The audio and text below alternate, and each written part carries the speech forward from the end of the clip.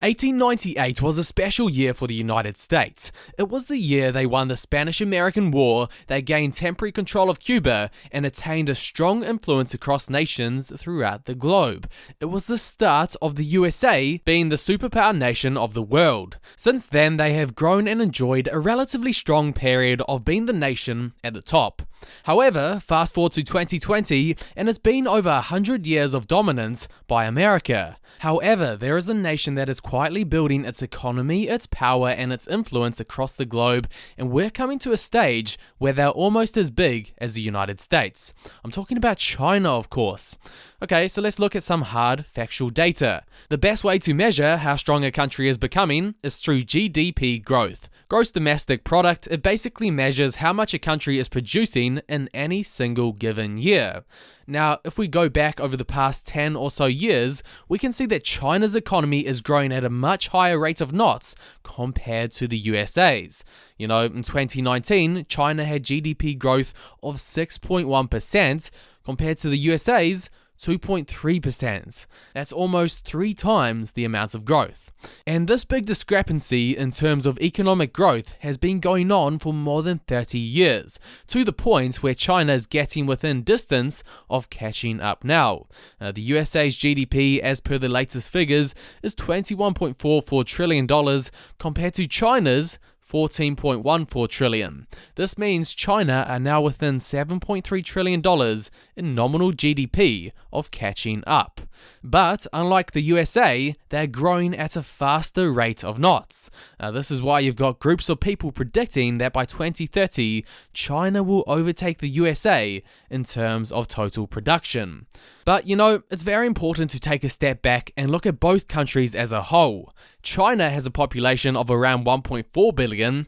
The USA's population is around 330 million. That means China has over 4 times the amount of people compared to the USA. Essentially, China can have 4 people working for every one of USA's person. This is a huge reason why they are growing at a much higher rate of clips compared to the USA. They just have more manpower. And it's the reason why you have people like Elon Musk predicting China's economy to be at least twice the size of the States.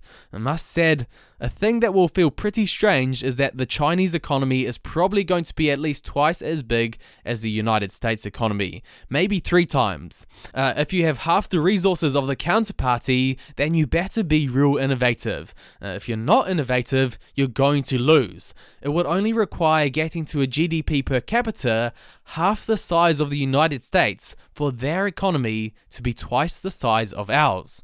At the end of the day, China just has more to work with compared to the current superpower, the USA. And it's because of all of these resources that they're able to produce so much and sell a lot more than they need to bring in. I mean, just think about how many times you go to the shop to buy some random item. It could be any item, then you look on the back of it and it says, "Made in China." There's a reason for that. It's because China has the manpower and the resources to produce all of those items. The USA each year tend to have a massive deficit in terms of trade. These figures are from 2013 to 2018, so they're a tad old, but as you can see, their exporting is around 3 to 4 times less than the amount that they import from China. This is because China are so good at producing things and producing them for cheap prices. But it's not just the USA that China are good at selling to, it's all around the world. And basically what this does for China is it brings them a lot of money. Now, China, they aren't done with their money. They're not like the avocado on toast, Starbucks spending university students that we see in this day and age. They're more like a frugal Graham Stephan. Just make a cheap coffee at home and invest the rest of your money. That's what they're doing. They're investing their spare amounts of cash. Anyone who's into real estate will tell you this. The Chinese love investing in real estate across the globe, but they invest in everything. China is currently a huge investor in the USA. They own $1.23 trillion of USA debt. As well as this, the government likes investing in infrastructure. This increases their power. One great example of this is China China's trillion-dollar plan to dominate global trade. I'm talking, of course, about their One Belt, One Road system that they've been developing for over 7 years now. The One Belt, One Road system is a global infrastructure development plan investing in trade throughout more than 60 countries. Basically, what they're doing is building trade routes across the land and sea that connects all of these countries to China. The Chinese government calls the initiative a bid to enhance regional connectivity and embrace a brighter future. But some people see this as China's plan for world domination. These potentially participating countries with this One Belt, One Road system, they account for 62% of the entire world population and more than 30% of the world's GDP. Say what you want about the plan, what it is doing is strengthening China's hand across the globe. This does mark a change in China's strategy since it has started growing and competing for superpower status. Years ago, China just wanted to build and grow quietly. As former Chinese leader Deng Xiaoping famously said, "It's important to hide your strengths and bide your time." With their new strategy, it appears that China are less afraid of speaking up and letting their presence known. The other thing I should mention is 5G.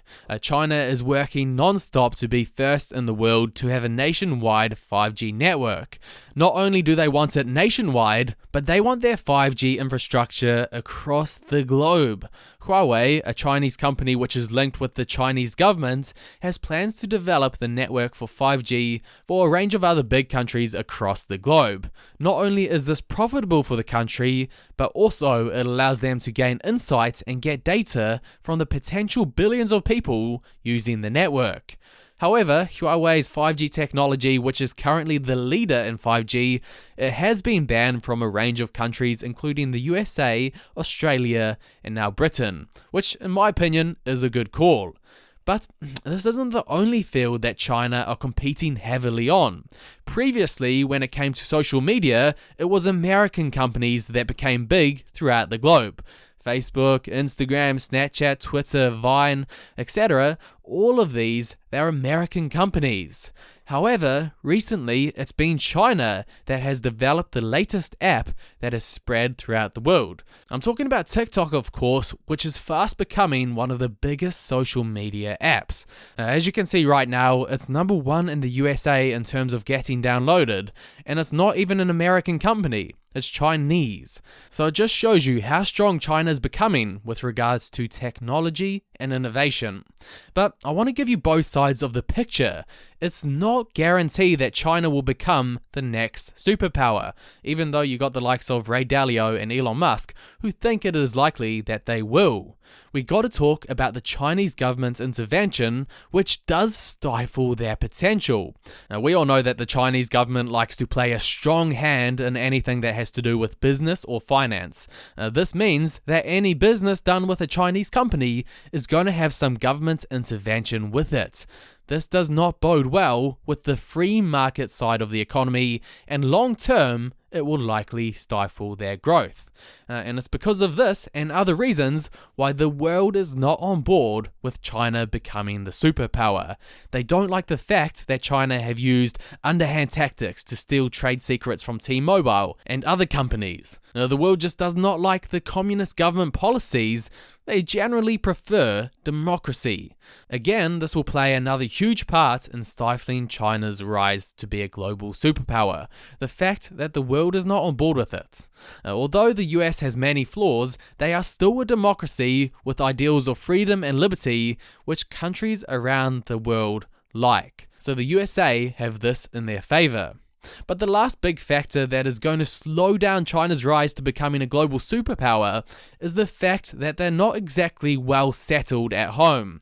What I mean by this is if you look at China, they have over 1 billion people, which puts a burden on its resources. They have an aging population that is unbalanced in sex, as well as their youth looking to leave the country and find a better life elsewhere. So yes, it's true, China have a lot of things going for them. Their economy is growing almost 3 times faster than the current superpower, the USA. They're also growing stronger in terms of global trade, influence, and technology. but they've also got a lot of problems that they have to overcome if they want to become the dominant superpower of the world. One of those big hurdles will be the fact that most big countries around the world, they're just not on board with the idea of China being the dominant superpower. But can China do it? The economics of everything says yes, but we gotta realize the world system is about more than just pure economics. Relationships, influence, media, diplomacy, they all play a massive part as well.